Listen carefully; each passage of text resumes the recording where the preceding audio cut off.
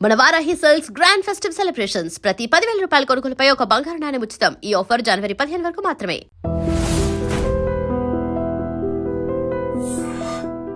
దేంట్లోంచి విడుదల కోరుకుంటాం మేము?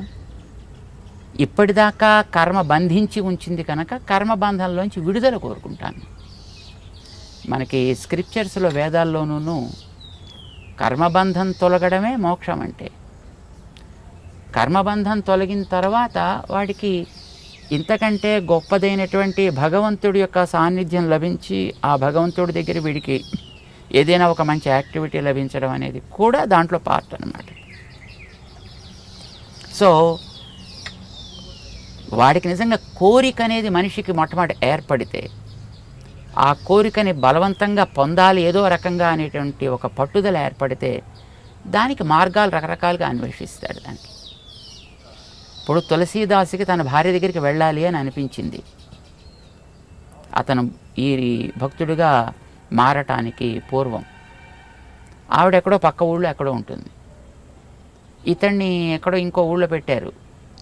ఆవిడేమో వాళ్ళ పుట్టింటికి వెళ్ళింది. ఎలాగైనా ఆవిడని చేరాలని కోరిక కలిగింది ఇతనికి. ఏం చేస్తాడు? బయలుదేరాడు. రాత్రి భోరున వాన, నేలంతా బురద, అయినా అతనికి అవేం దృష్టిలోకి రాలా. ఇవన్నీ వదులుకుంటూ వెళ్ళాడు. ఇంటికి వెడితే తలుపులు వేసేస్తున్నాయి. కానీ ఎలాగైనా చేరాలి, ఏం చేయాలి? ఇంటి చుట్టూ తిరిగాడు. ఎక్కడో ఆవిడ ఉండేటటువంటి ఆ ప్రాంతానికి ఏదో ఒక తాడు వేళ్లాడుతూ కనిపించింది. పాక్కుంటూ పైకి వెళ్ళాడు. తలుపు తట్టాడు. ఆవిడ తలుపు తీసింది. చూస్తే దీపంలో అతని ఒంటి నిండా రక్తం. అతను పట్టుకుని పాకింది తాడు కాదు, అది పాము. అయ్యో! ఆవిడ ఆశ్చర్యపడింది. అరేరే, ఇదేమిటయ్యా స్థితి ఇది? ఇంత కోరిక కోరిక తీవ్రతరమైతే దానికోసం ఏదో ఒక మార్గాన్ని అన్వేషించి దాన్ని నెరవేర్చుకునేటటువంటి ప్రయత్నం చేస్తాడు. రైట్? సో కోరిక అనేది నీకు శారీరకమా, మానసికమా, బౌద్ధికమా, లేదా ఆత్మపరమా? ఇది మనకి తెలుసుకోగలిగితే అందులో వాడికి తీవ్రతర కృషిని వాడు సాగించి దాన్ని పొందే ప్రయత్నం చేస్తాడు. సో మోక్షం అనేటటువంటి దాన్ని మనం ఎక్కడికి లిమిట్ చేస్తాం అనేది ముందర మనం అర్థం చేసుకోవాలి. శరీరానికా, లేకపోతే మనస్సుకా, లేకపోతే జీవుడికి ఉండేటటువంటి అల్టిమేట్ కర్మబంధం అనేది పూర్తిగా ఒకసారి తొలగితే ఇంకా మళ్ళీ దాంట్లోకి రావక్కర్లా. సో కర్మబంధం తొలగాలి అని అనుకునేటటువంటిదే నిజమైనటువంటి మోక్షము. కర్మబంధం తొలగి దేవుడి దగ్గరికి వెళ్ళాలి. ఇది తొలగడం ఒక్కటే కాదు, రోగం పోవడం ఒక్కటే కాదు, ఆరోగ్యం కూడా మళ్ళీ కావాలి కదా. సో అడ్డు తొలగడం ఒకటి, కోరినది పొందడం ఒకటి.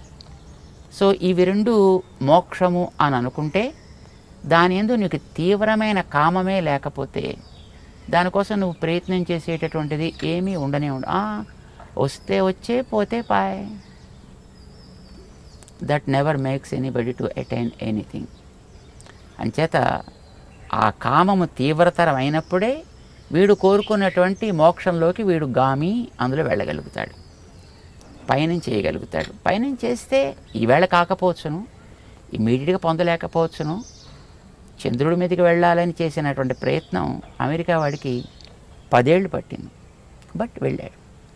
అట్లాగా వీడు చేసేటువంటి ప్రయత్నం యొక్క తీవ్రతని బట్టి ఏదో ఒకనాటికి తప్పకుండా వీడు కూడా ఆ పొందదలుచుకున్నటువంటి ఇటర్నల్ బ్లిస్ అని అంటారు దాన్ని కదా, ఇటర్నల్ స్టేట్ ఆఫ్ బ్లిస్, దాన్ని పొందడానికి అవకాశం ఉంది. కనుక కామి కానివాడు మోక్షగామి కాలేడు.